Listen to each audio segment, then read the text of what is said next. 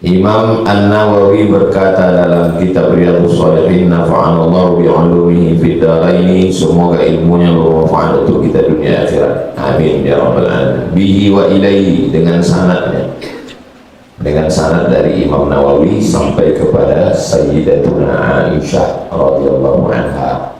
Qalat, dia berkata, Aisyah berkata, hadis 344, Maghirtu, saya tidak pernah cemburu, ala ahadin, kepada seorang pun, min nisa'in Nabi sallallahu alaihi wasallam, di antara istri-istri Nabi itu tidak ada satu pun yang saya cemburu, kata Aisyah.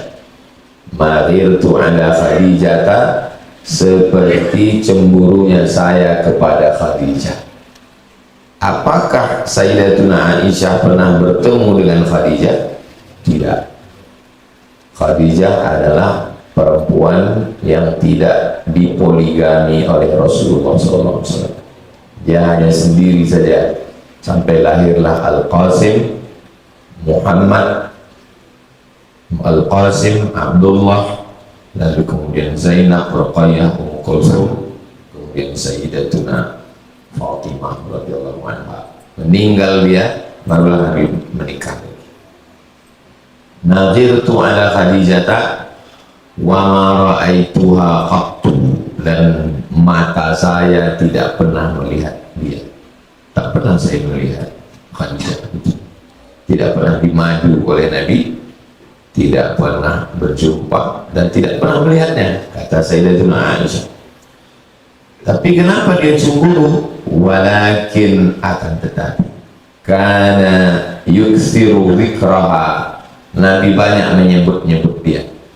Nabi banyak menyebut kebaikan-kebaikan Sayyidatuna Khadijah radhiyallahu anha. Makamnya di Ma'la, di kota Makkah Al-Mukarramah, dari bukit, keluar dari Masjidil Haram, dari bukit Marwah, Safa, Marwah. Dari Marwah itu berjalan kaki terus arah ke belakang, sampailah ke pemakaman namanya Ma'la. Disitulah makam Sayyidatuna Khadijah. Wa rubbama dhabaha syata, Nabi menyembelih kambing. Setelah disembelih, dimasak,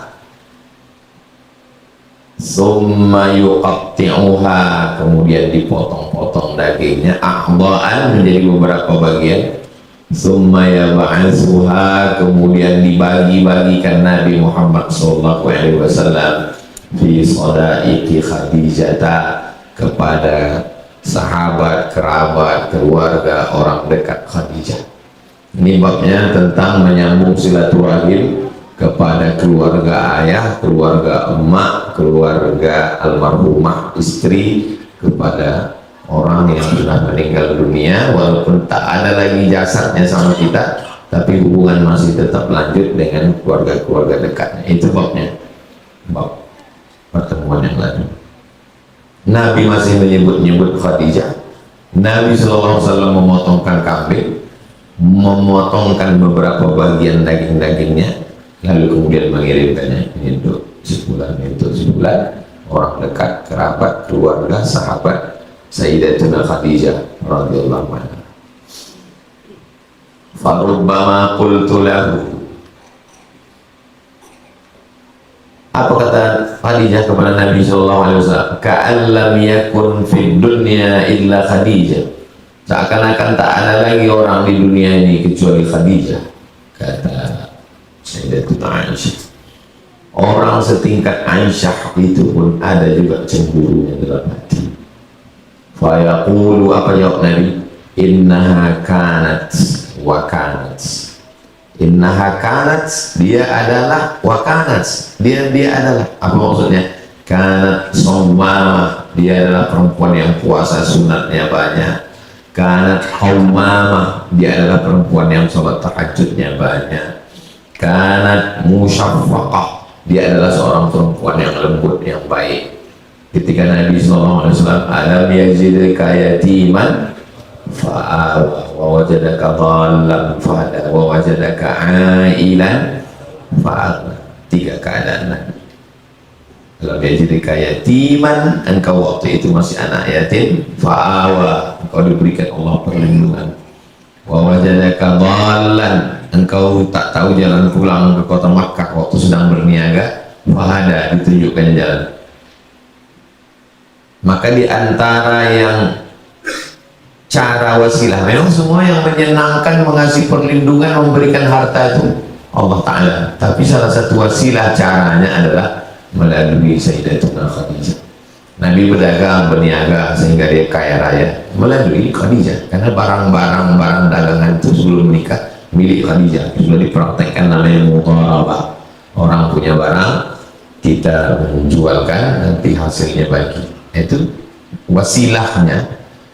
Memang betul kita ini ditolong Allah, hasbunallahu wa ni'mal wakil. Tapi ada orang yang dikirim Allah untuk menolong kita, itu jangan kita lupa.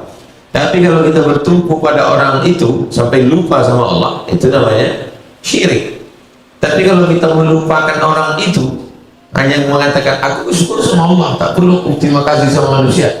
Man lam yashkurin nas lam yashkurillah. Orang yang tak berterima kasih sama manusia, maka dia tak bersyukur kepada Allah. Nah, manusia ini sekarang terbagi dua. Ada yang sangat berterima kasih kepada manusia, mencium tangannya, memuji-mujinya, memuliakannya, kami berhutang budi sama Bapak, sampai lupa sama Allah, musyrik. Ada orang pula, aku sudah bertauhid aku kepada Allah, tak pandang lagi manusia ini. Oh, tak bisa begitu. Man lam yashkurin nas lam yashkurillah. Siapa yang tak berterima kasih kepada manusia, berarti dia tak bersyukur kepada Allah Subhanahu wa Ta'ala. Karena sawamah, dia perempuan yang puasanya banyak. Karena qawwamah, dia perempuan yang sembahyang malamnya banyak. Karena musyaffiqah, orang yang suka menolong, orang yang lembut, dan seterusnya. Apa kata Nabi lagi selanjutnya? Wa kana li minha waladun, aku punya anak dari dia. Wa kana li minha, dari dia, waladun, aku punya anak dari dia. Semua anak Nabi SAW itu cuma dari Khadijah. Istrinya yang lain tak punya anak, termasuk Sayyidatuna Aisyah tak ada anak. Al-Qasim, Nabi dipanggil dengan Abul Qasim, Abdullah. Lalu kemudian yang perempuan Zainab, Ruqayyah, Ummu Kulthum, yang terakhir Sayyidatuna Fatimah. Ada satu anak laki-laki dari perempuan dari Mesir, namanya Ibrahim, meninggal umur 18 bulan. Perempuan yang dari Mesir itu namanya Maria, orang Koptik, Maria Al-Qibtiyah. Kata Nabi, wa kana li minha waladun, aku punya anak.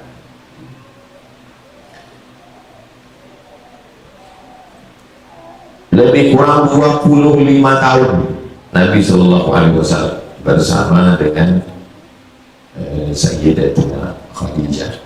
Meninggal dia sebelum hijrah, disebut tahun itu dengan tahun Amul Huzni, tahun duka cita sedih. Karena dua tempat Nabi bergantung, yang pertama pamannya Abu Thalib, yang kedua adalah Khadijah. Ketika Nabi sampai umur 38 tahun, Nabi naik ke Jabal Nur, umur 38, bulan Ramadan, tak ada terjadi apa-apa. Masuk umur 39, naik lagi Nabi ke atas Jabal Nur, tak juga terjadi apa-apa. Umur 40 Nabi naik lagi, itu yang ketiga kali dia naik ke Jabal Nur.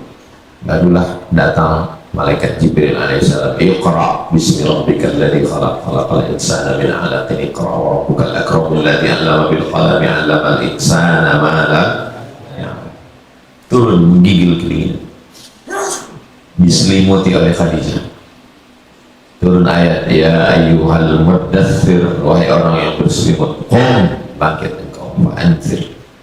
Ketika dia sedang susah secara ekonomi, yang bekerja sama dalam bilang bisnis, Khadijah. Ketika dia sedang kedinginan badan, fisik badan, Khadijah.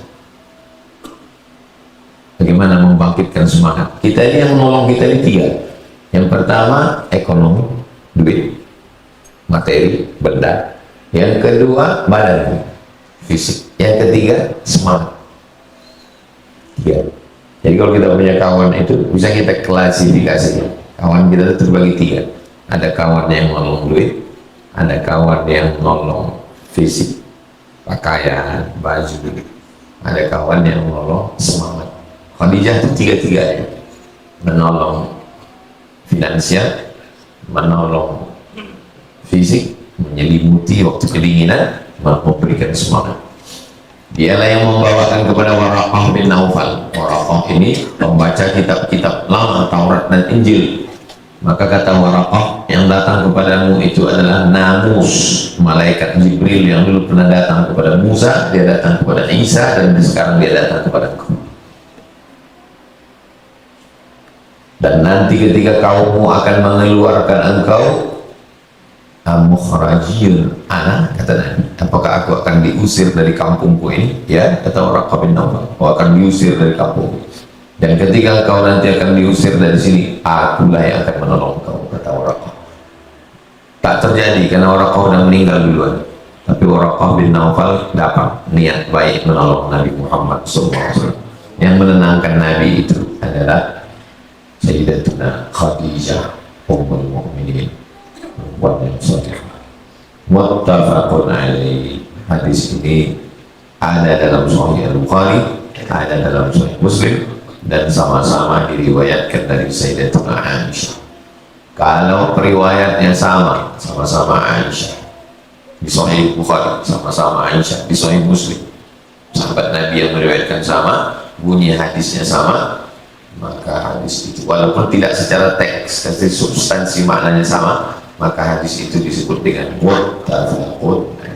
Wa fi riwayatin, dalam riwayat lain, wa in kana la yadhbahu sya'a, Nabi menyembelih beberapa kambing, fayuhdi fi khalailiha, maka dibagi-bagikannya lah kepada khalailiha. Khalil, orang kesayangan, orang dekat, dibagikanlah kepada orang-orang kesayangan, orang-orang dekat, kerabat, sahabat, sahabat Sayyidatuna Khadijah. Mana orang dekat Khadijah, mana sahabat. Itulah pentingnya suami istri tidak hanya sekedar mengenal istrinya, mengenal suaminya, tapi juga kenal kawan. Itu kawan suami ibu, ya kawan suami saya Pak Ustaz. Itu yang selalu bawa dia mancing, gak pulang-pulang. Minha ma yasa'ahunna, minha ma yasa'ahunna, yasa'a lapang.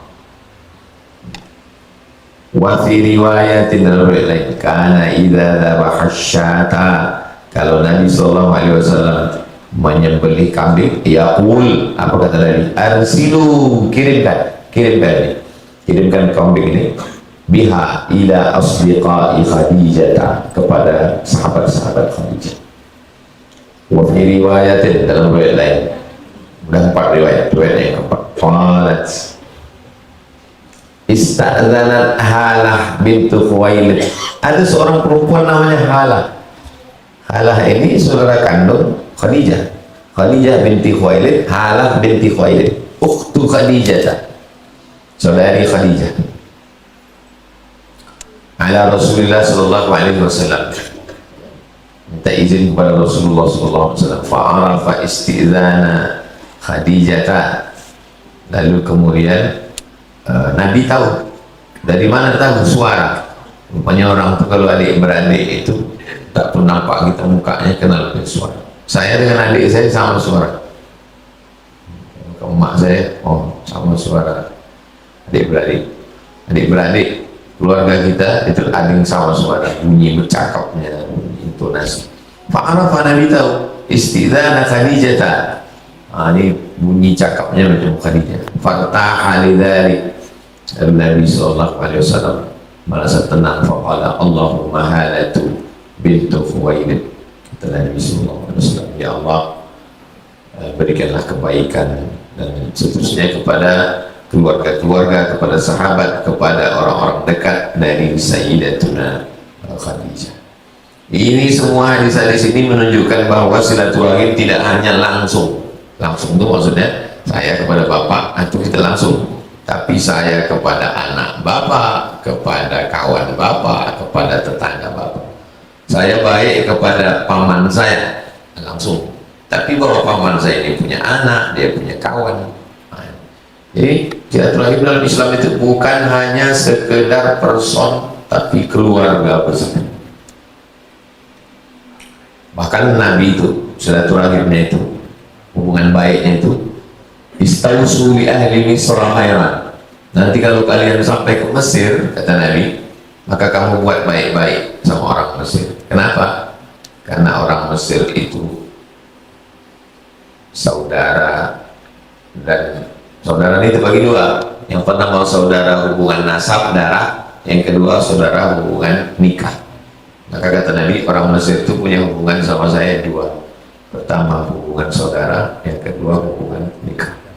Hubungan saudara yang mana? Karena emaknya Nabi Ismail orang Mesir, namanya Hajar. Hajar itu orang Mesir. Lalu kemudian itu hubungan. Dan yang kedua adalah hubungan sebab anak, bahwa anak Nabi itu ada yang dilahirkan oleh orang Mesir. Itulah ya Ibrahim dilahirkan oleh orang Mesir. Nama perempuan Mesir itu Maria Al-Qibti. Nanti kalau kalian sampai ke Mesir, kalian buat baik sama orang Mesir. Misalnya itu orang Jawa, tapi orang Minang sayang sama itu. Kok bisa? Sumandu awak. Ini istri itu orang Pariaman. Itu merantau dari Jawa, datang ke Riau. Maka bersaudara akibat hubungan dari pernikahan. Saya pernah datang ke rumah Syekh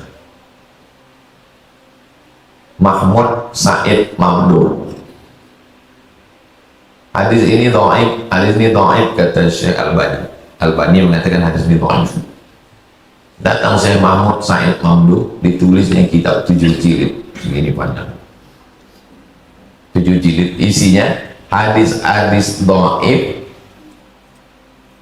Hadis-hadis yang didhaifkan Albani ternyata sahih. Yang katanya dhaif, ternyata sahih hadis itu. Salah dia waktu berisi. Tapi Syekh Muhammad Said Mamdur itu tidak keras mengatakan ini salah, enggak. Dia mengatakan ternyata hadisnya sahih. Dia menengok hanya dari satu jalur. Ditengok dari satu jalur. Dari mana hadis ini? Dari sebulan. Ditengoknya dari jalur ini dhaif. Padahal hadis itu ada syawahid, ada mutaba'at, ada rupanya jalur riwayat lain. Hadis walaupun dhaif bisa dia menjadi sahih karena banyaknya jalur riwayat. Tapi karena orang tidak hafiz, tidak hafiz, tak hafal dia jalur-jalur itu, didhaifkannya. Padahal hadis itu bisa jadi hasan, bisa jadi sahih. Contoh tentang hadis selesai baca doa subhana rabbika rabbil izzati amma yasifun wa salamun alal mursalin walhamdulillahi rabbil alamin, menyapu muka, hadis itu dhaif. Tapi karena jalurnya banyak, jalur dari sini, maka hadis itu naik derajatnya menjadi hadisul hasan. Hadis tentang menyapu muka habis sholat, habis berdoa, hadis hasan. Kata siapa? Kata Al-Hafiz Ibnu Hajar Al-Asqalani. Jadi hadis-hadis yang dikatakan Syekh Albani dhaif, ternyata hadis itu sahih, 7 jilid. Bisa di-download PDF gratis. Tulis di Google At-Ta'rif bi awhami man qassama sunnah ila sahih wa dhaif. At-Ta'rif, pengenalan, memberitahu kepada orang yang terjadi waham, terjadi kekeliruan. Dia membagi hadis, kata dia ini dhaif, padahal sebetulnya hadis itu sahih. Datanglah kami ke rumah dia sama Ustadz Wirsa. Ustadz Wirsa ini S2 sekarang dari Lasi, Buya Zamzam. Sampai ke situ, ana Abdul Somad min Indonesia, kata Ustadz Wirsa. Ana min Sumatera, min Minangkabau. langsung dicium Syekh Mahmud ke kepala Ustaz. Karena guru dia Syekh Muhammad Yasin bin Isa Al-Fadani. Padang gitu ya, Padang. Oh dari Padang gitu ya. Iya. Oh guru saya dari Padang. Begitulah mereka menghormati orang. Oh guru dari Padang. Nyesal kok saya tidak bilang dari Padang. Bilang dari Padang. Al-Fadani. Begitulah mereka. Walaupun hanya satu sama dari satu daerah gurunya. Mungkin ketika itu teringat dia sama guru. Qauluha fartaha. Setelah dijelaskan hadisnya, setelah disebutkan hadisnya, ada beberapa kata-kata di dalam hadis itu yang gharib, yang tidak jarang dipakai dalam komunikasi sehari-hari. Maka dijelaskan qauluha fartaha bil haq, dibaca dengan haq, wa fil jam'i baina sahihaini lil Humaidi farta'a. Ada dua riwayat, satu mengatakan fartaha, satu farta'a. Kalau dibaca haq tenang, farta'a bil ain maknahu ihtamma, peduli.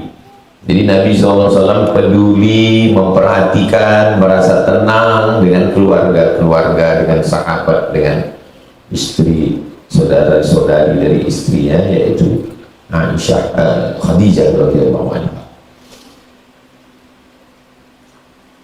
345. Wa an Anas bin Malik, dari Sayyidina Anas bin Malik radhiyallahu anhu qala kharajtu, saya keluar ma'a Jarir bin Abdullah al-Bajali. Al-Bajali, saya keluar dengan Jarir, kata dia, fi safarin, musafir. Kami sedang musafir berdua. Fakana yakhdumuni, dia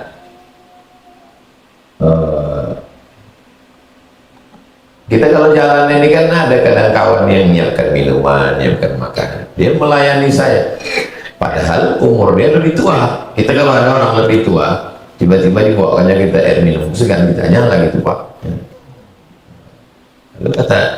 Lalu kata dia, fakullah taf'al, jangan kau lakukan ini. Kenapa kau bawakan pula air minum, kau siapkan pula makanan? La taf'al, jangan. Faqala, lalu kemudian Anas berkata, inni ra'aitul ansar, aku melihat Ansar tasna'u bi Rasulillah sallallahu alaihi wasallam syai'an, melakukan sesuatu yang tak bisa disebutkan dengan kata-kata. Bagaimana Nabi Muhammad SAW melayani orang-orang Ansor itu, dari mulai membawakan sendalnya, menuangkan air wudunya, menyiapkan makanannya, saking kan banyaknya, syai'an tak bisa disebutkan. Al-yadu ala nafsi, aku bersumpah pada diriku, kata si Jarir, aku bersumpah, aku berjanji pada diriku, alla ashaba ahadan minhum, kalau aku jumpa salah satu dari sahabat Nabi SAW itu, illa khadamtu, aku akan khadam. Maka selalu orang katakan, kami ini berkhidmat Pak Ustaz. Berkhidmat itu dari kata khadam, khadama yakhdumu, berkhidmat. Tapi kalau jumpa orang kita bilang ayu khidmah, artinya what can I do for you, apa yang bisa saya lakukan? Ayu khidmah, khadim, pelayan, pembantu. Nah, dia melayani Rasulullah SAW, sahabat-sahabat Ansar. Maka kata Jarir, saya kharajtu ma'a Jarir fi safarin fakana yakhdumini, Jarir ini melayani saya, padahal dia lebih tua. Faqultu lahu, kata Anas, saya katakan pada dia, jangan kamu layani saya. Qala inni qad ra'aitul ansar tasna'u bi Rasulillah SAW, saya sudah menengok orang-orang Ansar melayani Nabi, memuliakan Nabi, mengagungkan Nabi. Maka saya berjanji pada diri saya, kalau saya ketemu sama orang Ansar, saya pun juga akan melayani, saya akan memuliakan. Maka dia melayani, memuliakan Anas bin Malik karena Anas bin Malik itu orang Ansor. Muttafaqun alaih.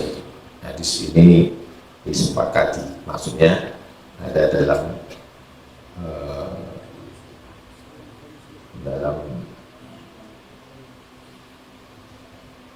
Sahih Bukhari dan Sahih Muslim. Hadis ini menunjukkan bahwa Jarir tidak hanya melayani Nabi, tapi juga melayani orang yang pernah melayani Nabi SAW. Siapa itu? Anas bin Malik. Anas bin Malik itu melayani Nabi berapa lama? Khadimtun Nabiya sallallahu alaihi wasallam 10 sinin. Saya menjadi pelayan Nabi 10 tahun. Waktu Nabi SAW pindah ke kota Madinah, umur Anas 10 tahun. Kemudian dia melayani Nabi, menjadi pelayan Nabi, tinggal di rumah Nabi itu selama 10 tahun. Jadi kalau begitu berapa tahun? 20 tahun umur dia waktu Nabi meninggal. Waktu Nabi meninggal umur 20 tahun. Khadimtun Nabi sallallahu alaihi wasallam maqala li uffin qat. Aku 10 tahun melayani Nabi, tak pernah Nabi itu membentak sekalipun.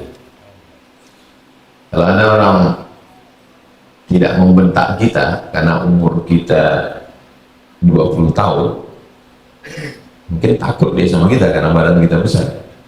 Nabi tidak pernah membentak Anas. Waktu itu umur Anas berapa tahun? 10 tahun. Anak umur 10 tahun itu bukan usia. Kalau anak umur 2 tahun, 3 tahun tak dibentak karena lucu pada saya. Anak kalau udah umur 7 tahun, 8 tahun, 10 tahun itu lucu tidak, besar pun tidak. Makanya selalu jadi objek bully, objek marah dan anak umur itu. Tapi Anas bin Malik umur 10 tahun tak pernah dibentak Nabi, tak pernah dimarahi Nabi. Anas bin Malik lah yang meriwayatkan salah satu di antara 7 riwayat hadis yang paling banyak. Kenapa? Karena emak dia datang menjumpai Nabi Muhammad SAW. Kata emaknya, orang-orang Madinah ini datang membawakan tanah, memberikan kebun kurma, memberikan unta, sedang aku perempuan yang biasa-biasa saja. Inilah aku titipkan anak ini kepada kau. Maka didoakan Nabi. Apa doa Nabi kepada Anas? Allahumma aksir amwalahu wa auladahu wa ja'alhu min ahlil jannah. Allahumma aksir amwalahu, banyakkan hartanya, wa aksir auladahu, banyakkan anaknya.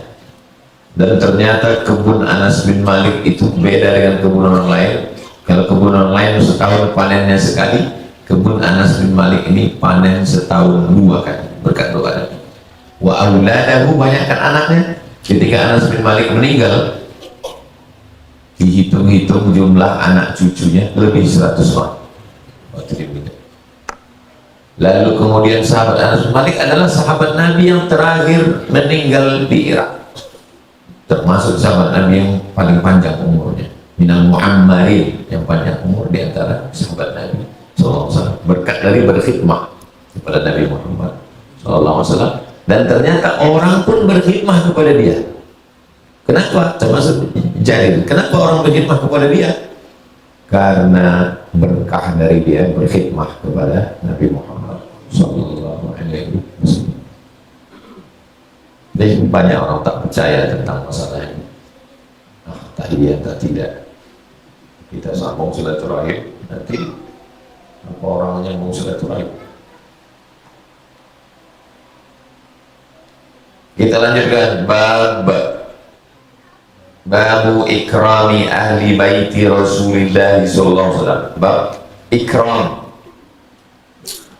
Ikram selalu diterjemahkan memuliakan. Sebetulnya mana ikram jauh dari memuliakan. Memuliakan itu misalnya datang orang saya salami, itu memuliakan. Kalau ikram itu datang dia disediakan tempat duduknya, dikasih minum, dikasih makan, itu ikram. Makanya disebut ikram tuyuf, memuliakan tamu, dikasih minum, dikasih kue, dikasih, itu namanya ikram. Kalau banyak terjemah kata Arab itu yang tidak bisa diwakili oleh bahasa kita karena terlalu sedikit kosakata. Babu ikrami ahli baiti Rasulullah SAW. Berapakah kosakata bahasa Indonesia? Coba tulis di Google. Berapakah kosakata bahasa Indonesia? 120.000. Ingat, 120.000. Nah sekarang, berapakah kosakata bahasa Inggris?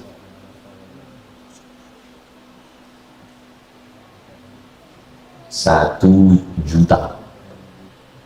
Bahasa Indonesia tadi 120.000. Bahasa Inggris 1 juta. Berapakah kosakata bahasa Arab? 12 juta. Saya ulang lagi.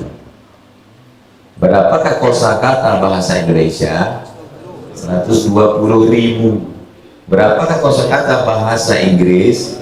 1 juta. Berapakah kosakata bahasa Arab? 12 juta. Itu maksud saya itu, bahwa tidak banyak kata-kata dalam bahasa Arab itu yang susah diungkapkan. Tidak ada padanan katanya. Akhirnya ketika kita terjemahkan nggak nyambung. Ikram memuliakan, betul. Ikram itu memuliakan, tapi memuliakan bukan ikram. Ini kalau yang kami hormati, yang kami muliakan, itu sudah memuliakan, tapi belum ikram. Duduk dia, melayani dia, membentangkan tempat duduknya, memberikan minum, memberikan makan, memberikan hadiah, ikram. Makanya yu'minu billahi wal yawmil akhir falyukrim dhaifahu. Siapa yang beriman kepada Allah dan hari akhirat, falyukrim dhaifahu, muliakan tamu. Muliakan tamu, betul memuliakan tamu. Babu ikram, memuliakan.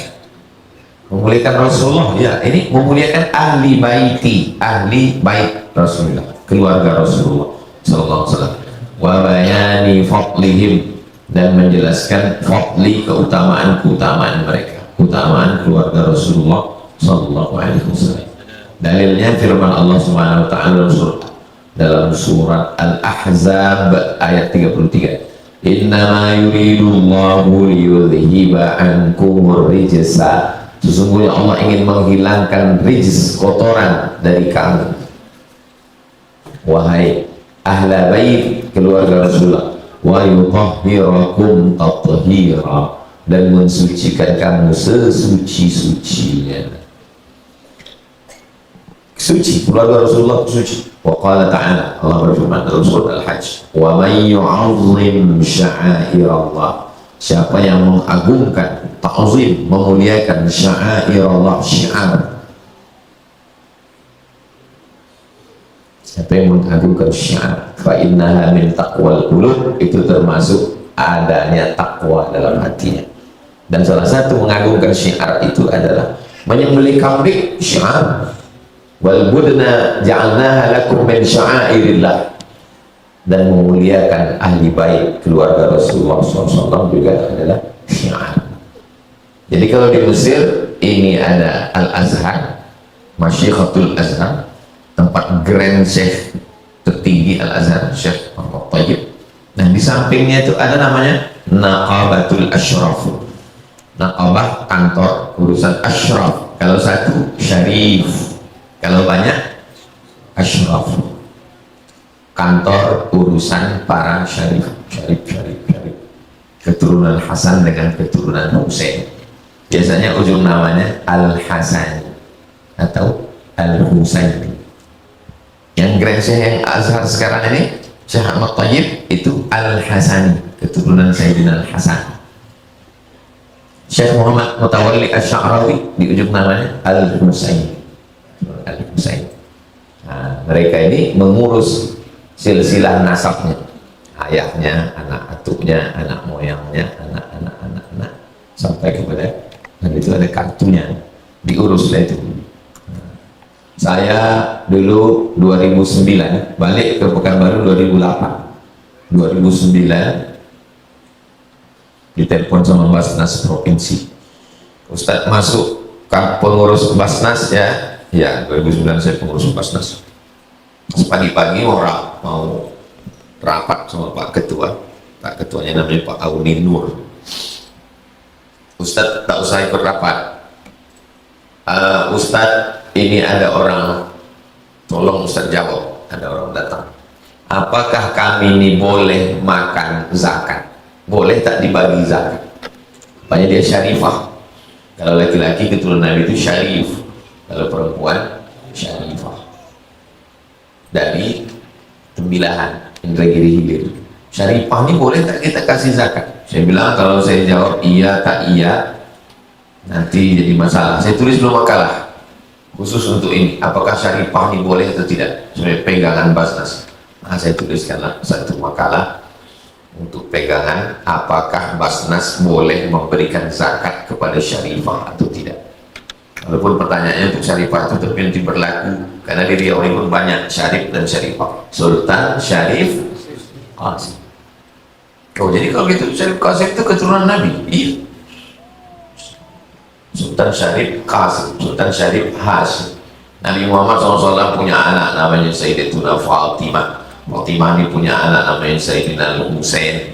Husain ini punya anak namanya Sayyidina Ali Zainal Abidin. Zainal Abidin ini punya anak namanya Muhammad Al-Baqir. Muhammad Al-Baqir ini punya anak namanya Ja'far Shadiq. Dari Ja'far Shadiq nanti 3 cabang. Yang pertama Musa Al-Kazim, yang kedua adalah Ismail, yang ketiga adalah Ali Al-Uraidi. Dari Ali Al-Uraidi ini cabang yang ketiga ini turun ke bawah namanya Muhammad An-Naqib. Muhammad An-Naqib ini punya anak namanya Isa Ar-Rumi. Isa Ar-Rumi ini punya anak namanya Ahmad bin Isa. Karena dia pindah dari Irak ke Yaman disebut dengan Al-Muhajir. Muhajir dia pindah, makamnya di Tarim. Lalu kemudian Ahmad bin Isa ini punya anak namanya Ubaidillah. Ubaidillah ini punya anak namanya Alawi.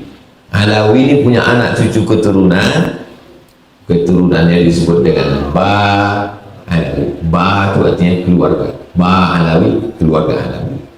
Istilah Ba itu hanya ada di Yaman, tak ada di Maroko, tak ada di Mesir. Makanya marga itu sampai ke Indonesia banyak Ba. Coba untuk sebutkan marga orang Indonesia yang awalnya Ba. Baswedan, tapi bukan Habib. Baswedan, Anies Baswedan. Ba'asyir, Abu Bakar Ba'asyir, tapi bukan Habib. Tapi marga dari Yaman. Baswedan, Bawazir, bukan Bawazir. Ba itu Ba pakai alif ini. Ba itu artinya keluarga. Ba'asyir keluarga Asyir, Bawazir keluarga Wazir, Baswedan keluarga Suwaidan. Tapi tidak semua yang Ba itu keluarga Nabi. Ada yang Habib, ada yang tidak Habib. Lalu kemudian ada salah satu Ba Alawi, keturunan dari Alawi. Dari keturunan Alawi ini turun ke bawah, itulah dia Al-Haddad. Maka kita selalu baca kalau kumpul sama Habib, baca ratib Al-Haddad, Al-Aqqas, Al-Haddad, Al-Aqqas, Al-Jufri, bin Syihab, bin Syekh Abu Bakar, bin Yahya. Itu semua keturunan dari situ. Tapi yang banyak di tempat kita ini memang dari jalur Yaman. Adapun yang Al-Hasani banyaknya di Maghribi, di Maroko. Termasuklah Raja Maroko yang sekarang namanya Muhammad As-Sadis, Muhammad yang ke-6. Muhammad ini anak dari Hasan Al-Thani. Hasan Al-Thani itulah yang mendirikan Darul Hadis, tempat saya kuliah dulu. Wakaf, ada orang mewakafkan tanah, maka disebut namanya Darul Hadis Al-Hasaniyah, Al-Hasani, karena Sultan Hasan yang mendirikan. Jadi kalau ada orang mengaku saya keturunan Nabi katanya, ya tengok dulu mana. Mohon maaf ya Pak, bukan kami. Mana silsilah? Ada dia silsilah. Kok bisa Raja Riau ini Syarif Qasim tapi keturunan Sultan Siak Melayu? Siak ini sultannya dari Johor.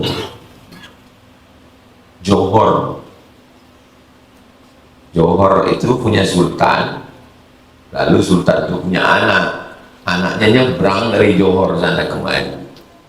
Ini Johor, ini Riau, menyeberang dia ke sini, lalu dilantik oleh 4 datuk, dilantik menjadi sultan. Itulah sultan yang pertama, Raja Kecil namanya, tahun 1723. Lalu lahirlah anak sultan. Ada anak sultan di perempuan, namanya Tengku Umbung, perempuan. Tengku Umbung ini menikah dengan Syarif, namanya Syarif Usman Shahabuddin. Nah, nikah Syarif Usman Shahabuddin dengan Tengku Umbung. Itulah anak-anaknya setelah itu menjadi Syarif. Kita orang Riau mesti tahu itu. Walaupun kita orang Minang, orang Batak, orang Jawa, kalau tanya orang dari mana? Dari Riau. Kalau dari Riau tahu orang, oh Siak. Kok bisa Sultan Melayu keturunan Nabi katanya? Pokoknya kita percaya aja. Karena ada satu Syarif namanya Syarif Usman Shahabuddin menikah dengan Tengku Umbung. Syarif Usman Shahabuddin dan Tengku Umbung itu makamnya di samping Masjid Raya Senapelan, Masjid Pasar Bawah. Itu maka setiap tahun wali kota mau bulan puasa ziarah di situ. Tamu-tamu kalau datang kemari ziarah, Habib-habib kalau datang kemari ziarah. Nah, nanti di dinding itu tengok bahwa Habib Usman Shahabuddin itu adalah marganya bin Syihab, semarga dengan Habib Rizik Syihab dan Quraisy Profesor. Tapi Pak Ustadz katanya di Mesir tidak ada Habib. Habib diambil dari kata hub artinya cinta. Habib artinya dua. Habib artinya yang dicinta. Kenapa dia dicinta? Ya karena kita cinta sama dia. Arti Habib adalah yang mencinta. Kenapa dia disebut Habib? Karena dia mencintai. Habib itu maknanya dulu. Arti Habib itu arti Habib dan Mahbub. Maka disebut Al-Habibul Mahbub, artinya yang mencintai dan dicintai. Nah, salah satu keturunan dari Mbak Alawi dari namanya Habib Abdurrahman, dialah orang pertama yang dipanggil Habib. Oke, kalau ditanya ada Habib di Maroko, Pak Ustaz? Ada. Ada Habib di Mesir. Habib itu panggilan untuk keturunan Nabi yang dari Yaman. Tapi bukan berarti tidak ada keturunan Nabi di Mesir. Ada. Nama kantor yang mengurus itu namanya Naqabatul Ashraf, khusus menangani masalah nasab. Kita lanjutkan nanti pembahasan ini pada pertemuan yang akan datang. Babu ikrami ahli baiti Rasulullah SAW wa bayani fadlihim, dan penjelasan tentang apa saja keutamaan kelebihan mereka. Selanjutnya kita jawab beberapa pertanyaan, habis itu baru kita sholat sunat isyraq 2 rakaat. Apakah sering berpindah tempat tinggal bisa menjadi bagian dari hijrah fisik? Hijrah diambil dari kata hajara. Hajara artinya meninggalkan. Jadi kalau kita meninggalkan, itu disebut dengan hajar. Meninggalkan orang, tak mau kita ngomong, tak mau cakap, itu disebut dengan hajar. Makanya dalam hadis, la yahillu li muslimin, tidak halal bagi seorang muslim ayyahjura, itu dia kata hajar, meninggalkan saudaranya fawqa salati layalin, lebih dari 3 malam, tak boleh. Apakah kita sering berpindah tempat menjadi bagian dari hijrah? Hijrah itu bukan orang pindah tempat. Hijrah itu kata Nabi, al-muhajir, orang yang hijrah, man hajara manahallahu anhu, orang yang meninggalkan semua yang dilarang Allah, meninggalkan qamar, meninggalkan judi, meninggalkan zina. Nah, itu baru disebut dengan orang yang hijrah. Pindah-pindah terus dia, sana sini, tapi tetap mau. Itu tidak hijrah, belum hijrah dia. Saya lahir di Silau Laut, Kabupaten Asahan, Sumatera Utara. Habis itu saya pindah ke Kisaran, ibu kota Kabupaten Asahan, sampai SD. Habis itu saya pindah ke Medan sampai tamat Al-Wasfiyah. Habis itu pindah ke Deli Serdang, masuk pesantren Darul Arafah. Habis itu pindah ke Air Molek Negeri Hulu. Habis itu saya kuliah di Pekanbaru di IAIN, tamat 9798. Habis itu ke Mesir, selesai 2002. Habis itu saya ke UKM Malaysia, tinggal di Selangor, Kajang. Habis itu saya Maroko. Habis itu dari Maroko sempat ikut tes UIN di Jakarta. Habis itu baru balik ke Pekanbaru, 11 kali pindah. Apakah saya orang yang hijrah? Hijrah secara tempat. Hijrah kata Nabi, man hajara wa manahullahu anhu, orang yang meninggalkan semua yang dilarang Allah Ta'ala. Ada orang yang tak pindah-pindah, dari sejak dia lahir mati pun di situ. Apakah dia tidak hijrah? Dia hijrah karena dia meninggalkan semua yang dilarang Allah Subhanahu wa Ta'ala. Hijrah spiritual. Kalau yang nampak-nampak ini namanya material, materi, bisa ditengok, bisa dipegang, bisa dirasa, itu namanya materi. Yang tidak bisa ditengok tapi dirasakan namanya spiritual. Spirit itu yang bersifat batin, yang tak nampak. Kalau bahasa Arabnya, yang nampak ini jasad, yang tak nampak itu roh. Apakah berpindah-pindah tempat termasuk bagian dari takdir?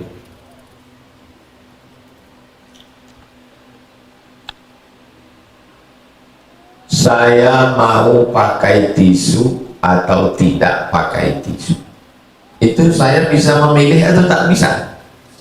Bisa. Saya pakai tisu, pakai. Saya tak mau pakai tisu, tidak pakai. Al-insan bainal musayyar wal mukhayyar. Manusia antara terpaksa dan bisa memilih. Pindah ke Bangkinang atau tetap di Rimbo Panjang, itu bisa memilih atau tak bisa? Bisa, terserah. Antum mau pindah atau antum tidak pindah. Maka takdir kita itu terbagi dua. Ada kalanya kita tak bisa memilih, ada kalanya bisa memilih. Terlahir menjadi orang Jawa, bisa milih atau tak bisa? Gimana tuh mau milih, mau jadi orang Batak, mau jadi orang Eropa, mau jadi orang Melayu, itu tidak bisa kita pilih. Nah, sekarang nanya, saya pindah-pindah ini Pak Ustaz, termasuk apakah bagian dari takdir Allah Subhanahu wa Ta'ala? Iya, takdir, tapi takdir yang bisa milih, takdir yang bisa memilih. Ada takdir yang kita tak bisa memilih. Takdir Allah juga, tapi bisa kita milih. Alam takun ardullahi wasi'atan, apakah kamu tidak tahu bahwa bumi Allah ini luas? Batu hajiru fiha, hijrahlah kamu. Sedang Nabi aja hijrah, sahabat Nabi hijrah. Apakah setelah Nabi SAW itu meninggal lalu sahabat semuanya duduk di Masjid Nabawi khatam Quran berzikir nunggu mati? Enggak. Ada sahabat Nabi itu yang hijrah pergi ke Irak, di Basra. Dia adalah Abdullah ibn Mas'ud, sahabat Nabi. Abdullah ibn Abbas pergi juga ke Irak. Dari Irak dia hijrah lagi ke Taif, meninggal di Taif. Ada sahabat Nabi itu yang hijrah pergi ke Afrika Utara, namanya Amr bin As, dia lah yang membuka Mesir. Ada sahabat Nabi itu yang dari Mesir pergi ke Libya, ke Tunisia, Aljazair, sampai ke Maroko, namanya Uqbah. Ada sahabat Nabi itu umur 80 tahun, Antum bayangkan laki-laki umur 80 tahun, dia tahu mendengar hadis la taftahurnal Konstantinia, kamu akan membebaskan Konstantinopel. Didengarnya beberapa sahabat Nabi pergi berjuang ke Konstantinopel, sekarang Istanbul. Umur 80 dia pergi hijrah ke Konstantinopel. Makamnya di Istanbul, di bawah pohon kayu besar. Namanya Abu Ayyub Al-Ansari. Abu Ayyub Al-Ansari inilah yang menyediakan, yang tinggal serumah waktu Nabi belum punya rumah, waktu Nabi pertama kali hijrah ke Madinah. Abu Ayyub Al-Ansari. Muhammad Al-Fatih itu bangkit semangatnya untuk mengambil Konstantinopel itu. Salah satunya dibawa oleh Agha Samsuddin, nama guru dia namanya Agha Samsuddin, dibawa ziarah ke makam Abu Ayyub. Kata Agha Samsuddin, Fatih, ini makam Abu Ayyub, umur 80 tahun ingin menguasai Konstantinopel. 80 tahun dia dari Madinah, kau umur 19 tahun. Bangkit semangat Muhammad Al-Fatih. Muhammad Al-Fatih itu akidahnya Asy'ari. Muhammad Al-Fatih itu akidahnya Maturidi, mazhabnya Hanafi. Biasanya kalau mazhab fikih Hanafi akidahnya Maturidi, kalau mazhab fikih Syafi'i akidah Asy'ari. Dan tasawuf, rata-rata yang membebaskan negeri terjajah itu kalau tidak Asy'ari, Maturidi, dan orang bertasawuf. Muhammad Al-Fatih akidahnya Maturidi, fikihnya Hanafi, pengamal tasawuf, berziarah ke makam kubur Abu Ayyub Al-Ansari, dibawa oleh gurunya Agha Samsuddin. Salahuddin Al-Ayyubi akidahnya Asy'ari, fikihnya Syafi'i, tasawuf. Khatam dia kitab Ihya Ulumuddin. Jadi orang-orang yang mengejek, apa itu Imam Ghazali tak berjuang ke Palestina? Imam Ghazali menulis kitab Ihya Ulumuddin 4 jilid. Kitab itu dibaca oleh Salahuddin Al-Ayyubi. Setelah dibacanya, putus kaji dia bahwa hidup ini hilang kekuasaan. Akhirnya siap dia mati. Nah, dialah yang membebaskan Palestina. Salahuddin Al-Ayyubi, kemudian Muhammad Al-Fatih. Ini orang-orang yang berakidah Ahlussunnah wal Jamaah. Bagaimana menghadapi orang terdekat kita yang memiliki temperamen emosional?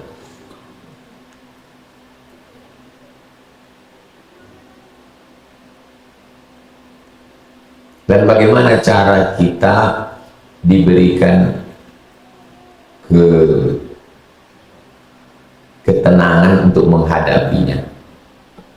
Orang-orang yang emosional, orang-orang temperamen itu sebetulnya pertama kita mesti pahami bahwa dia manusia, kita pun manusia. Dipahami dari ujung rambut ke ujung kakinya itu, bahwa di badannya itu ada bulu, ada rambut, ada tulang, ada otak, ada sumsum, ada. Pahami dulu, dia bukan robot, dia bukan Robocop, dia bukan Transformer, dia sama macam kita. Itu hakikat, bahwa dia pengamuk, dia pemarah, sama macam kita. Maka kita pun jangan takut sama dia. Kalau kita takut sama dia, kita shoot duluan. Orang temperamen, dia sebetulnya sama orang ini, dia tes dulu, tes water, ditesnya dulu. Kalau dia ngamuk sekali, kita takut, dia ngamuk lagi.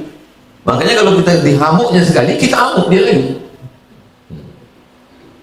Jangan mau direndahkan orang. Saya bawa mobil di Jalan Nangka. Jalan Nangka, ya, baru-baru pulang tahun 2012. Tiba-tiba pas di Jalan Nangka, ini jalan pelajar, ditabraknya di belakang. Berhenti saya, dia pun berhenti juga. Berhenti, dia keluar, di sapunya bekas tabraknya itu, sapu. Udah nggak apa-apa nih katanya, pergi aja. Sapunya gini, udah nggak apa-apa nih, pergi aja.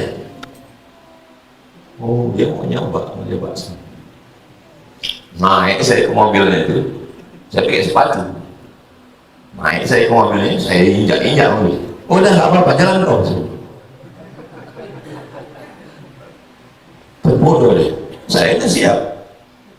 Makanya di motor, di mobil, jangan sampai tak ada bersih agak sedikit. Motor lain itu mesti ada. Nanti kita menghadapi macam-macam orang. Nah, saya sudah siap. Habis dia pun pergi. Itu untuk mengajar dia. Karena banyak orang kurang ajar. Ayah dia tak pernah ngajar dia, emak dia tak pernah ngajar dia, guru dia tak pernah. Kita lah yang dikirim Allah untuk ngajar dia. Saya yakin seumur hidup dia dapat pelajaran. Saat disapunya mobil dusunnya, harus jalan Sukakarya, dia lagi mau. Dia tengok di kaca belakang, ikuti. Saya kaca, ikut. Dan 3 kali belok, ikutnya terus. Itu baru saya. Kenapa kau ikuti aku? Apa mau kau? Saya disuruh Pak Kapolres Pak Intel bilang sama dia, aku bukan pencuri, aku bukan maling, aku Ustaz, aku tak ada yang ganggu siapa-siapa. Yang aku ikut aku.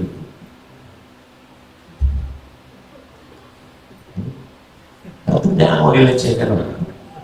Orang pemarah itu marah juga kita sama dia. Dia bertanya, macam mana kita punya ketenangan? Ya, kita tenangkan diri kita dulu. Kalau kita ketakutan duluan, ciut kita. Dia macam bawa parang, bawanya parang, dicobanya dulu, ditakiknya sini dulu. Terasa dia berdenting, pang dari tadinya. Tapi terasa dia batang pisang, cincangnya terus. Nah, adik kita perempuan, kakak kita perempuan, keponakan kita perempuan, dapat laki yang model temperamen gitu. Oh, macam-macam. Mesti diajar dia. Santri-santri perempuan itu saya ajar. Kalau laki itu ada macam-macam, panting aja. Banyak kayak kurang ajar. Ayahnya tak pernah mengajar dia dulu, emaknya juga takut sama dia. Akhirnya dia jadi orang kurang ajar. Orang temperamen itu dia mesti diajar. Takabur lil mutakabbir sodakoh, bukan hadis Nabi. Ucapan Imam Syafi'i. Orang yang pemarah-pemarah, marah pula kita sama dia. Baru tahu dia marah. Baru dia tahu marah orang. Kadang tahu dia marah dia aja dia tahu. Tak tahu dia marah kita. Apa amalan-amalan di hari Asyura? Tasu'ah Tis'ah 9. Nabi sampai ke kota Madinah Al-Munawwarah, tengok Nabi orang itu tak makan, tak minum. Kata Nabi, mahada, apa ini? Lalu kata mereka mengatakan, inilah hari yang paling baik. Pada hari ini al-raqa fihi Fir'aun, najallahu fihi Musa wa al-raqa fihi Fir'aun. Hari ini Allah menyelamatkan Nabi Musa dan ditenggelamkan Allah hari ini Fir'aun. Lalu kami berpuasa kepada Allah karena kami bersyukur atas selamatnya Musa alaihissalam. Ana ahaqqu bi Musa minkum. Aku lebih berhak terhadap Musa daripada kamu, kata Nabi. Maka Nabi pun berpuasa. Wa amara bi siyamihi, dan Nabi menyuruh sahabat melaksanakan puasa. Wa shamahu, Nabi berpuasa dan menyuruh sahabat melaksanakan puasa. Tapi khaliful yahud, bedakan diri kamu dengan orang Yahudi. Jadi kalau orang Yahudi tanggal 10 saja untuk membedakannya puasa sebelumnya dan setelahnya. Makanya yang paling afdal adalah 9, 10, 11. Tapi kalau tak sanggup 2 hari saja, 9, 10. Tak juga sanggup sehari pun jadi catat 10 saja. Tapi itu dari Allah. 9, 10. Apalah amalannya? Puasa. Tak sanggup puasa, memperbanyak sholat-sholat sunat. Sholat duha, sholat isyraq, sholat awwabin, sholat qobliyah, sholat ba'diyah. Memang sholat ba'diyah biasa. Itu motivasi awal yang selama ini malas-malas. Ini garis startnya, starting pointnya dari situ. Tahajud, witir, sholat hajat, sholat qudar, sholat tasbih. Dan perbanyak baca Quran. Biasa baca Quran sedikit, baca Quran sejuz, 2 juz. memperbanyak zikir, subhanallah walhamdulillah wala ilaha illallah wallahu akbar, sholawat zikir, istighfar zikir, tasbih zikir, tahmid zikir, takbir zikir. Afdalul zikri fa'lam annahu la ilaha illallah. Kalau kami baca ratib al-haddad, ratib al-atas, zikir juga itu. Imam al-haddad mengumpulkan ayat-ayat dan hadis-hadis, kumpulkan, disebut dengan ratib al-haddad. Jadi kalau ada orang mengatakan jangan baca ratib al-haddad, bid'ah, jangan baca ratib al-atas, bid'ah. Pas dia balik dari umrah, tiba-tiba bawa buku kecil Al-Ahzab Al-Yaumiyah, bacaan doa harian, disusun oleh Al-Qahtani. Aku membaca ratib al-haddad, kau bilang bid'ah. Ya, itu kau baca Qahtani, kenapa tak bid'ah? Ini tak bid'ah karena ini dari Saudi Arabia. Apa bedanya? Al-Qahtani mengambil ayat, hadis dikumpulkan, sama. Ada yang disusun oleh Imam Abdul Hasan Asy-Syadzili, Hizib Bahar.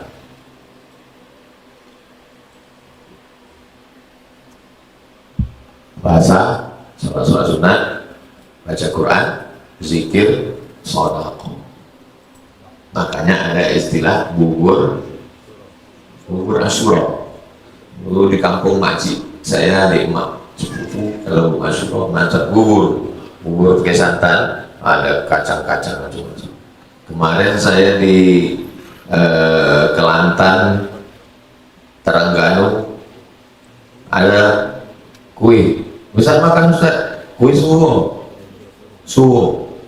Apa suwo nih Pak? Dari Asyura. Orang Melayu payah Idul Asyura, suwo. Kalau kami itu di kampung bubur suwo. Cuman tempat kami bubur, saya bilang, di sini coba Ustaz makan kue suwo. Warnanya hitam, potong-potong makan. Cuman rasanya Ustaz? Macam-macam. Daging kok manis. Daging sapi di blender halus dengan bumbu. Daging tapi manis. So, lain padang, lain belalang, lain lubuk, lain ikannya, lain tempat, lain kuliner. Bagaimana menentukan menyikapi perbedaan awal Muharram Indonesia dan Saudi? Apakah kita berpuasa Asyura 10 Muharram ikut Saudi atau Indonesia, atau sebaliknya 2 hari tersebut? Abdullah bin Abbas berada di Madinah. Lalu kemudian pada masa pemerintahan Marwan dikirimlah surat ke Syam Damaskus, dari Madinah ke Damaskus, lebih kurang 1000 kilo ke Syam. Lalu kemudian utusan yang membawa surat tadi pulang dari Syam, pulang ke Madinah. Ditanya sama Abdullah bin Abbas, kalian di Syam puasa hari apa? Hari Jumat. Kami berpuasa di Madinah hari Sabtu. Di Madinah puasa hari Sabtu, di Syam puasa hari Jumat. Pertanyaannya, apakah pernah terjadi perbedaan makna penampakan anak bulan di kalangan salaf? Pernah atau tidak? Antara Madinah dengan Damaskus saja bisa berbeda, apalagi rimau panjang dengan Saudi Arabia. Nah, kalau ada orang rimau panjang ngikut kalender Saudi Arabia, di luar nul. Kau puasanya kapan? Aku puasa hari, tapi rimau panjang hari ini udah tanggal 11. Saya ikut Makkah. Sedangkan zaman Abdullah bin Abbas, sahabat Nabi salaf, pernah terjadi perbedaan antara Madinah dengan Syam. Iya, tapi kita mengikut Al-Quran dan Sunnah.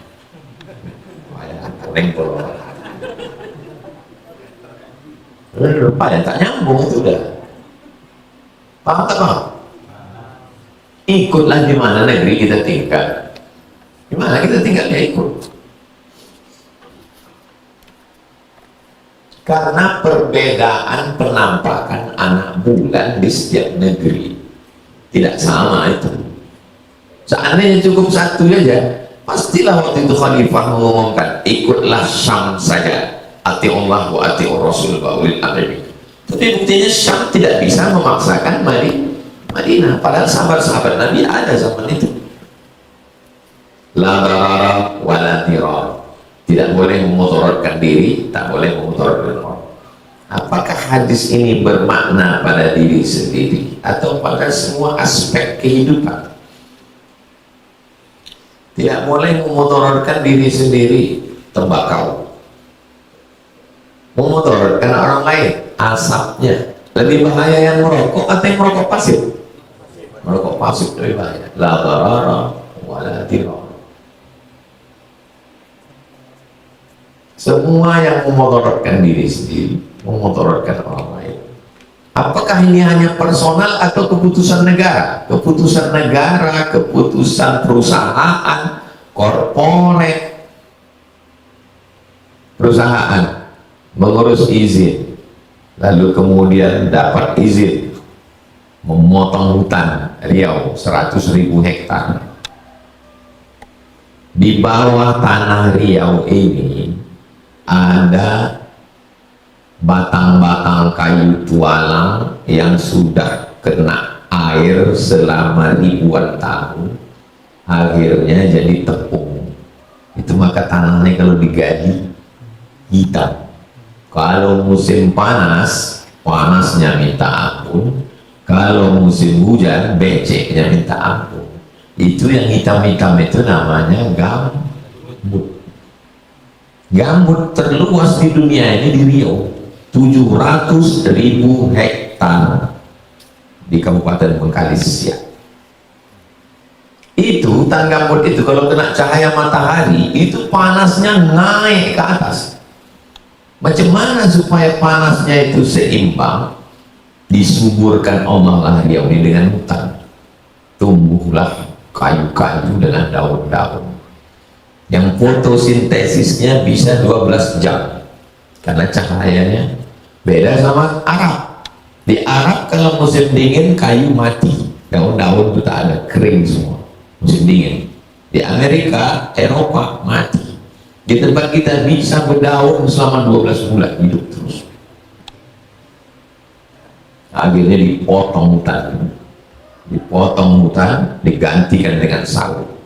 Sawit mengisap air tanah. Makanya yang sungai-sungai kecil dulu di kampung kita sekarang jadi parit kecil di pasar. Makanya makin panas Riau, hutannya dipotong, sawit mengisap air. Itu keputusan personal, pemerintah, korporat, pribadi, orang beramai-ramai. Nah, sekarang diadakan lagi penanaman pohon, pegawai-pegawai nanam pohon, polisi nanam pohon, tentara nanam pohon, presiden nanam pohon, deforest mau buat lagi hutan. Dalam rangka apa itu? Hutan sudah habis, potong. La darara wa la dirara, tak boleh memudaratkan diri sendiri, memudaratkan orang lain. Apakah merokok termasuk di dalamnya? Udah kita bahas lagi. Oh, gila.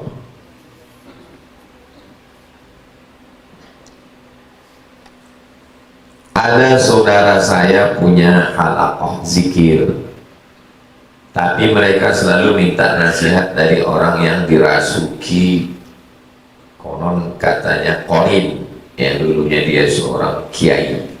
Selalu mereka berkomunikasi zikir bersama, bahkan sampai subuh zikirnya. Bagaimana hukumnya Ustaz? Saya jangankan sama jin, sama orang aja saya tak percaya.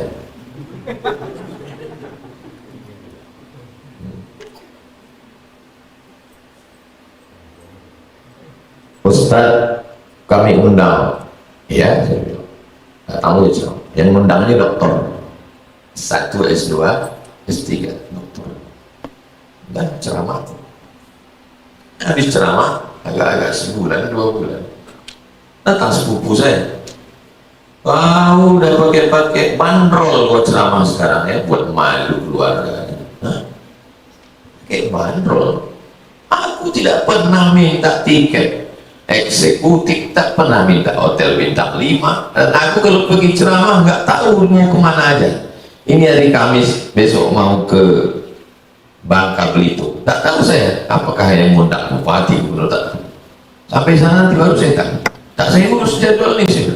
Ini buktinya kau udah mengutip-ngutip duit dari orang. Berapa korbannya? 3. 1 Tirtanadi, PDAM Tirtanadi, panggil orang Tirtanadi. 1 lagi ibu-ibu wanita karir Majelis Taklim, panggil sini. 1 lagi Masjid Titik Kuning. Saya tanya, berapa klien Masjid Titik Kuning diambilnya? 30 juta. Ibu-ibu dari wanita karir 30.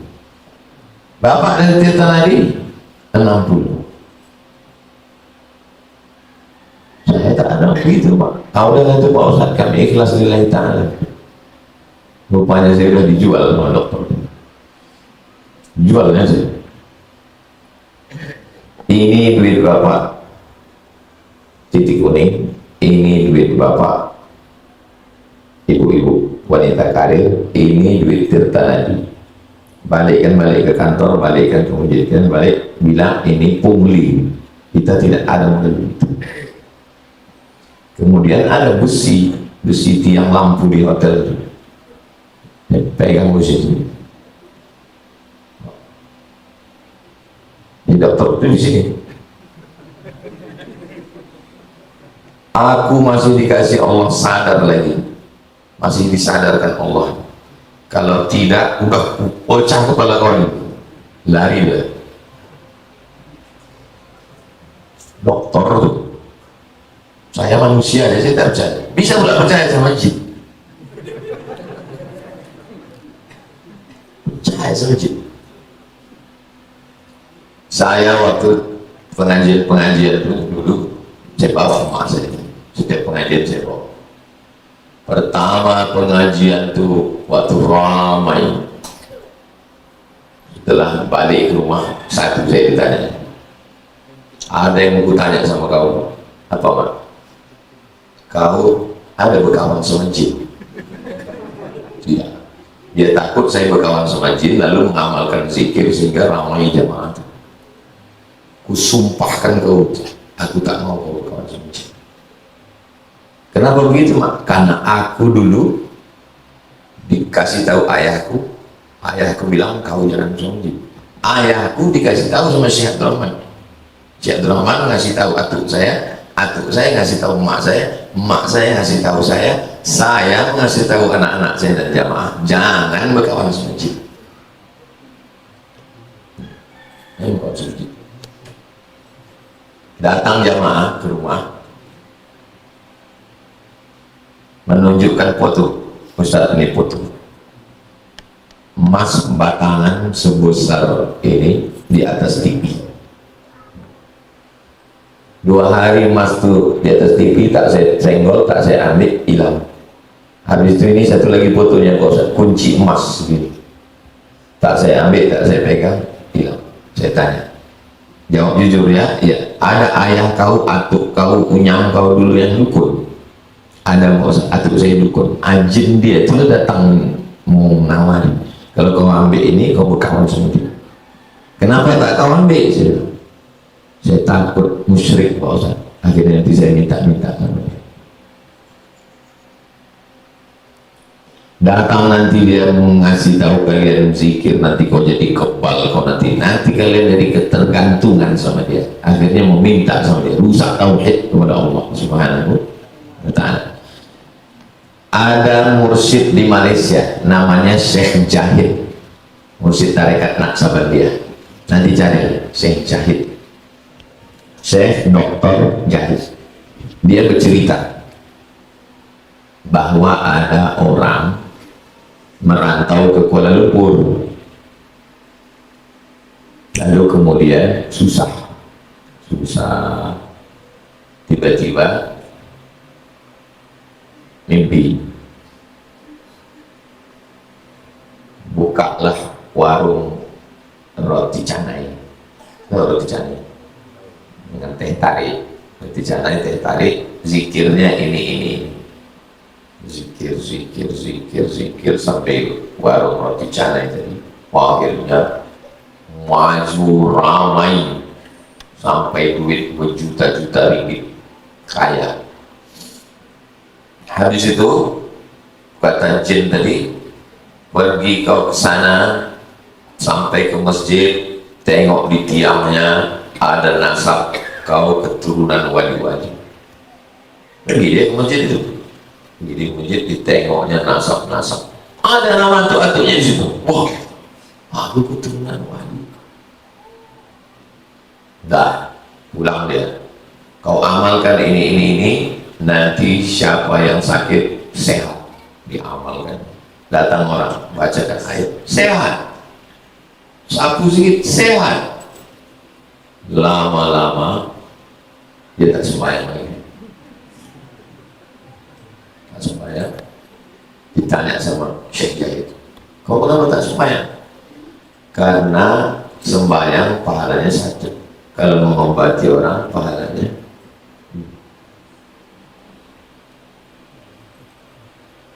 Tengok cara kerjanya. Nanti kalau kau amalkan ini, rezeki kau lancar, jalan.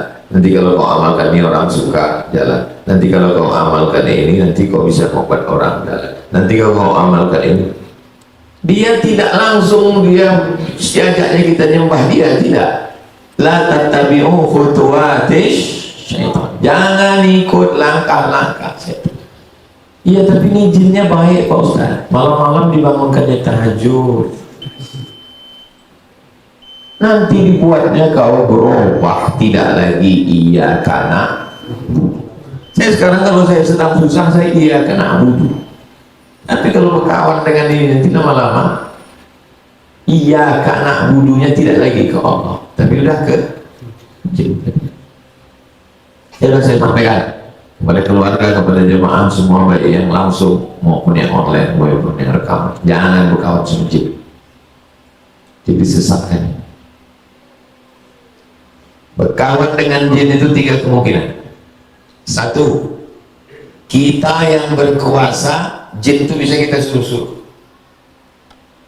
Ya ayyuhal mala'u, wahai bala tentaraku, ayyukum ya'tini bi'arsyiha qabla an ya'tuni muslimin. Siapa yang bisa membawa singgasana Balqis ke sini sebelum Balqis sampai? Qala ifritun minal jin. Jin Ifrit berkata, ana atika bihi qabla an taquma min maqamik. Sebelum kau tegak, kursi Balqis sudah bisa kau bawa sendiri. Kalau antum, iman antum setinggi Nabi Sulaiman, oke. Bisa tuh suruh-suruh jin Ifrit itu.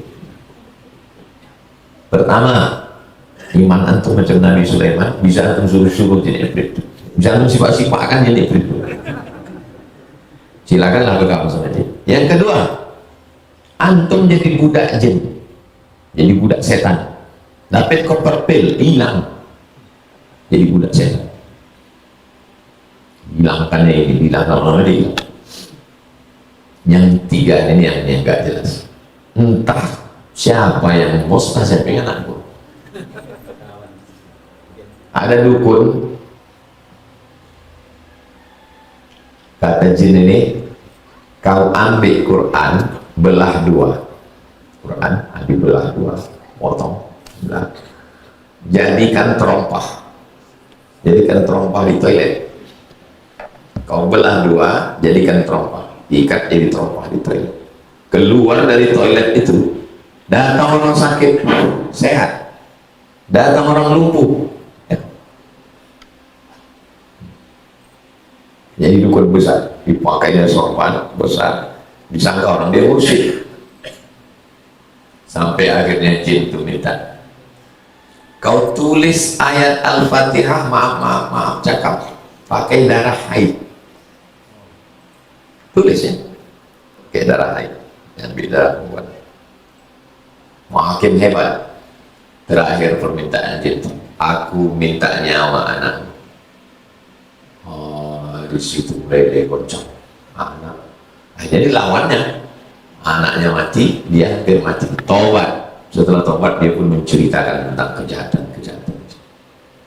Ya, kamu sama jin, kamu sama orang adik kita betul.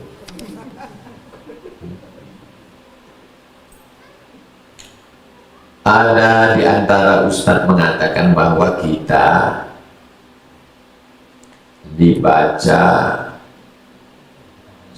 4 surah yang ada dalam Al-Baqarah, 70.000 malaikat mendoakan tidak akan disiksa di dalam kubur, yaitu surat Yasin, Al-Furqan, Al-Waqi'ah, Al-Ikhlas. Apakah benar manfaatnya demikian? Dan bagaimana pula jika dibaca untuk orang yang sudah meninggal? Tentang fadilah-fadilah, kalau ini dibaca pahalanya begini, kalau ini dibaca pahalanya begini, kalau ini dibaca pahalanya begini, mesti dari hadis Nabi Muhammad SAW tentang membaca pangkal Al-Baqarah sama ujung Al-Baqarah. Siapa yang membaca pangkal Al-Baqarah dan ujung Baqarah, lakafatahu, maka cukuplah itu bagi dia.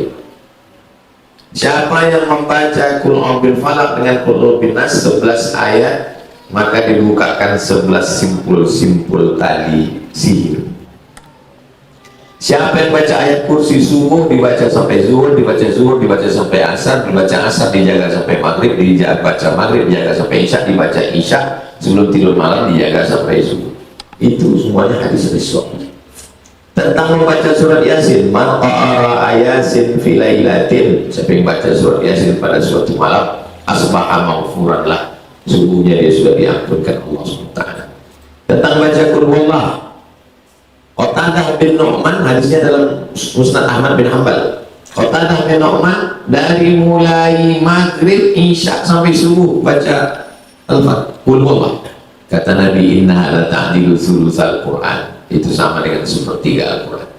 Kaedahnya, keutamaan surat, keutamaan zikir mesti ada dalil dari hadis Nabi Muhammad Sallallahu Alaihi Wasallam. Itu model yang pertama. Yang kedua namanya mujarrab. Apa namanya? Mujarrab. Mujarrab itu diambil kata jarraba yujarribu. Mujarrab. Mujarrab artinya pernah dicoba. Makanya udah jadi bahasanya. Kau baca ini ya, ini mujarab ya, mujarab, artinya pernah dicoba. Ulama dapat ilham, entah dia sudah berzikir dapat ilham, lalu dicobanya, kemudian manjur dicobanya. Idza sama'un syaqqat wa azinat li rabbiha wa huqqat wa idzal ardu muddat wa alqat ma fiha wa takhallat.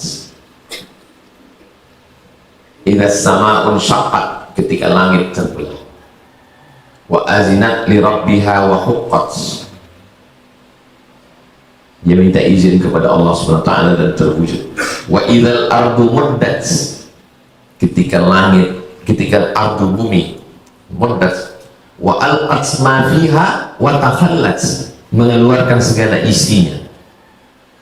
Ayat itu bercerita tentang langit dan bumi, dibacakan kepada perempuan yang hamil supaya mudah dia melahirkan anaknya, supaya tak perlu dia operasi sesar. Ternyata setelah diamalkan terwujud mujarrab. Itu namanya termasuk dalam jenis mujarrab. Jadi nanti kalau ada orang ngasih antum amalan, antum tanya, ini dalilnya yang dari hadis atau dari mujarrab? Apakah benar manfaatnya demikian Pak Ustadz? Tengok hadis-hadisnya, soalnya itu tak soal.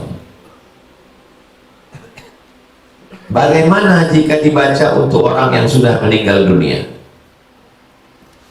Imam Syafi'i berkata dalam kitab ini, dalam kitab itu solid, kata Imam Nawawi, wa qala Syafi'i, Imam Syafi'i berkata, wa in khatimul Qur'ana kullahu, kalau dikhatamkannya sekhatam Al-Quran, kana hasanat, meninggal keluarga bacakan sekhatam Quran, dihadiahkan pahalanya, kana hasanat, bagus. Kalau tak sanggup sekhatam, ya pilih, itu maka orang pilih Yasin.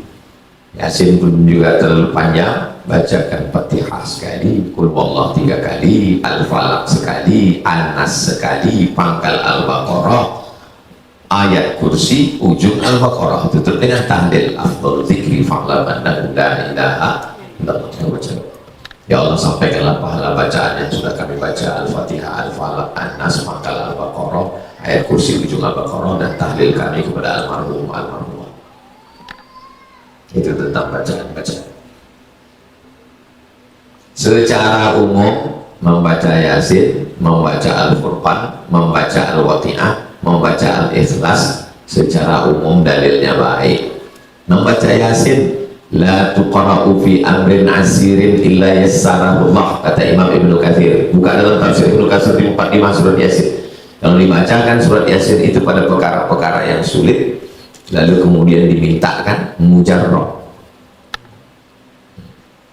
Tentang membaca Al-Furqan, dalilnya dalil umum, iqra'ul Qur'an faqra'u ma tayassara minal Qur'an. Tentang baca Al-Waqi'ah, siapa yang membaca surat Al-Waqi'ah dijauhkan dia dari faqah, dari miskin, papa, susah, melarat. Hadisnya dhaif. Hadis dhaif boleh diamalkan untuk fadail amal selama cukup 5 syarat. Bukan masalah akidah, bukan dalil wal haram, tidak ada periwayatnya kasar berdusta, masih bernaung di bawah dalil yang umum, dan untuk fadail amal. Membaca surat Al-Ikhlas dari Qatadah bin Nu'man, innaha la ta'dilu thulutsal Qur'an, sama dengan sepertiga Quran. Jadi dibaca Fatihah sekali, sepertiga, 3 kali sama dengan sekhatam. Jadi kalau ada orang menghatamkan qul huwallah sampai 100.000 kali, ada. Saya ketemu dengan mursyid Naksabendi di Rohul. Ada akan kutanya ke Ustaz, wa amalan aku. Apa tuh klipar? Aku membacakan khatam qul huwallah. Khatamnya berapa kali? 100.000 kali. 1 kali khatam. Lama saya teman. Apa yang saya menungkan? Saya sudah lama tahu, kita sudah lama ngaji hadisnya, dia sudah mengamalkannya.